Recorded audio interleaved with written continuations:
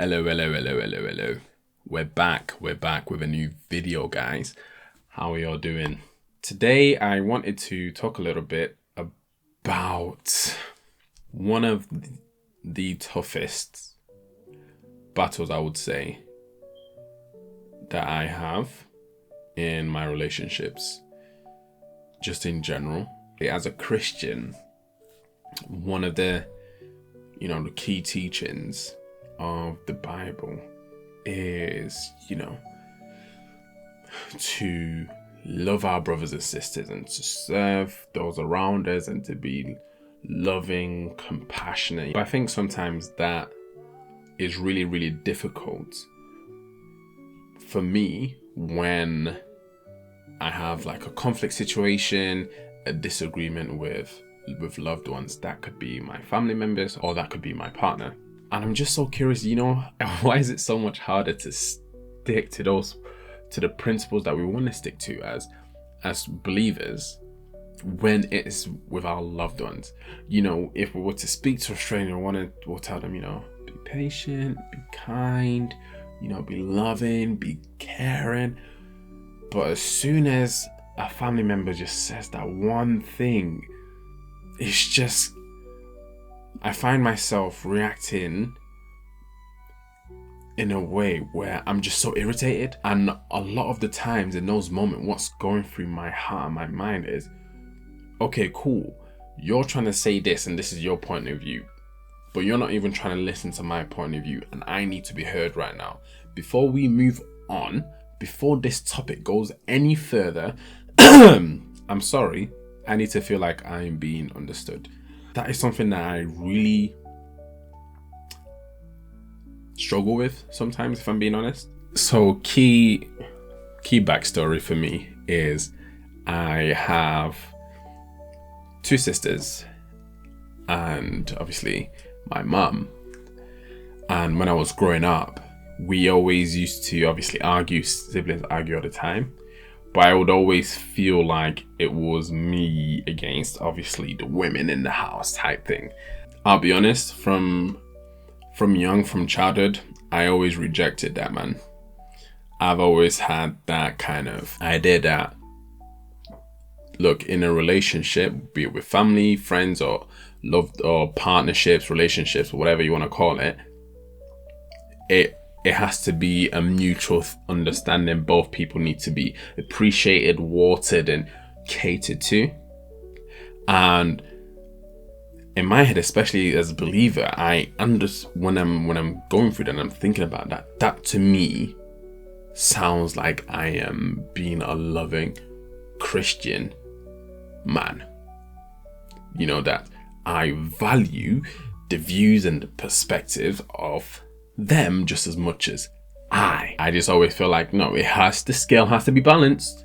The scale has to be balanced. I don't want it all the way my way, but you're certainly not going to have it all the way your way. But then I'll find myself in situations where I feel like the scale is not balanced. The minute I feel like, you want me to listen to you, but you're not trying to listen to me, I would not shut down, but I'm almost closed off to reaching a resolution, because I don't feel like we're on the same team right now. Because I'm willing to listen to you, but you're not willing to listen to me. And on top of that, I even think I'm right to begin with. We always think I'm right, but in this situation, I think I'm right, but you're not even listening to me to try and understand me.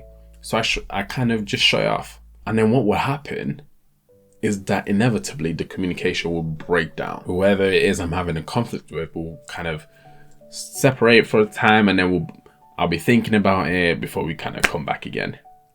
But then what go through my mind? Like, I'm burning, bro. I'm burning. I'm like, nah. It's not fair, man. It's not fair. I have my point of view and I need to feel heard right now because I'm hurt.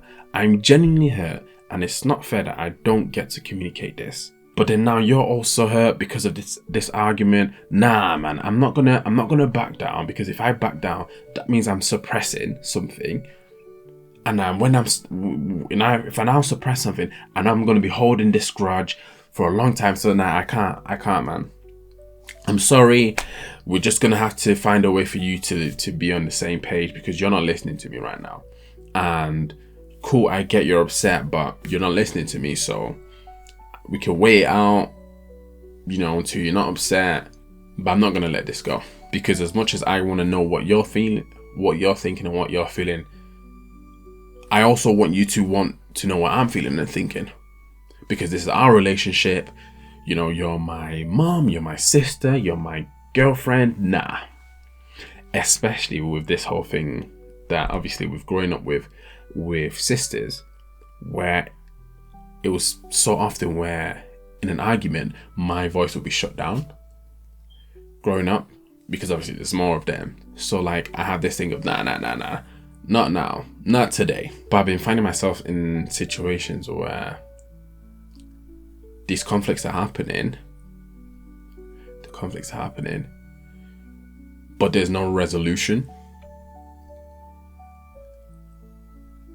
And with it being no resolution, I acknowledge that I'm not even necessarily looking for a resolution. I'm looking to be met where I want to be met, then we can reach the resolution. Like, I remember one time with the missus where we had this discussion, and I can't remember exactly what she said, but in the midst of her saying she was upset about something that people in her lives have been doing to her generally, she made a statement with the conclusion that I hurt her in the same way or something like that. And I was hurt by that, because I was caught off guard. I'm like, whoa, what do you come at me for? Like, what's going on here? So now, what started off as me initially being like, oh cool, I'm hearing you out and stuff like that, now we end up like talking for a good 2 hours, because it now spiraled into things being mentioned. And because I felt like, nah, I've come to you to try and help you with what you're going through. You've attacked me, bro. I'm like, why would you do that? And then now you're upset that I'm upset, but you attacked me though. And then we spoke about it, the situation was solved. But then when I was thinking back, I was like, God, I really abandoned my role of trying to support my partner in this situation, because I needed to feel like I am being catered to in this situation. You can't come and hurt me when you want me to help you, type thing. But what happened recently is, again, a similar situation came up, and this time I'm like, nah, I swear, man, I promise, I am not backing down. I'm not backing down. I ain't going nowhere, bro. I will be heard, because I'm hurt, and it doesn't seem like you get that I'm hurt. And this time it's even more so like you flat done something that's, you've directly hurt me. This is not even like a stray, you've hurt me. And I'm not, you see the fact that you're upset now, that's fine, we'll wait it out, but I'm not, nah, man, I'm just being transparent. But in the meantime, while this is happening, I'm simultaneously acknowledging that, cool, but I want us to resolve this situation as a team. I don't want her to be upset, but I also, I certainly can't be upset. So you can see in these situations where, even though as a Christian, I really value, being a part of one body and, having that team mindset, especially in my relationship.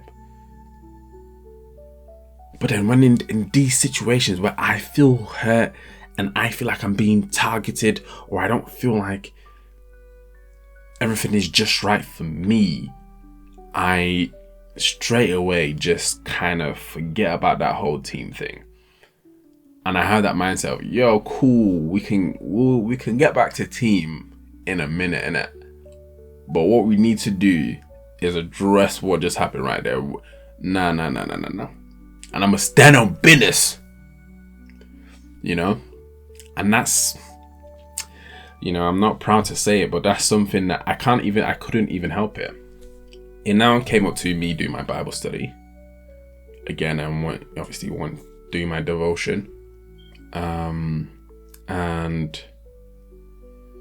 God told me to go back and read Ephesians. Because I've read Ephesians before. I did the Bible study with the missus. We did it together. We listened to sermons on each chapter. We done all that. But God told me, nah, go back. Nah, go read your notes, man. So I've gone back to read my notes. Actually, I'll bring it. 1 second. So I went back to have a look at Ephesians. Specifically Ephesians chapter 5. Now, those of you who don't know about Ephesians, you know about Ephesians 5. You know what I'm saying? That's the big one when it comes to, you know, marriage life, but just relationships in general. That whole thing of submission, right? But for me, this situation, I was going to God in my devotion saying, God, yo, help me help her see what I'm seeing, bro. I'll be real. Let me, you know, help me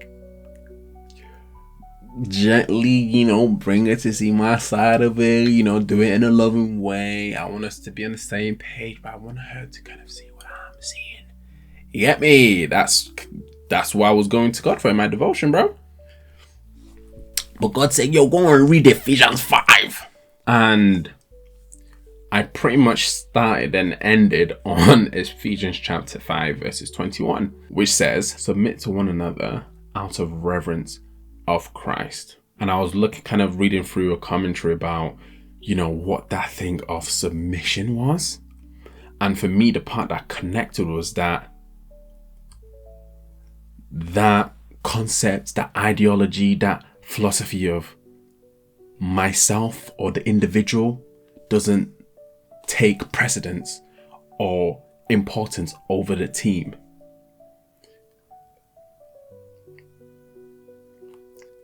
That was the first check that I needed to hear, because I'm looking about how to bring my teammates to see what I see, you know, and it'll all be great.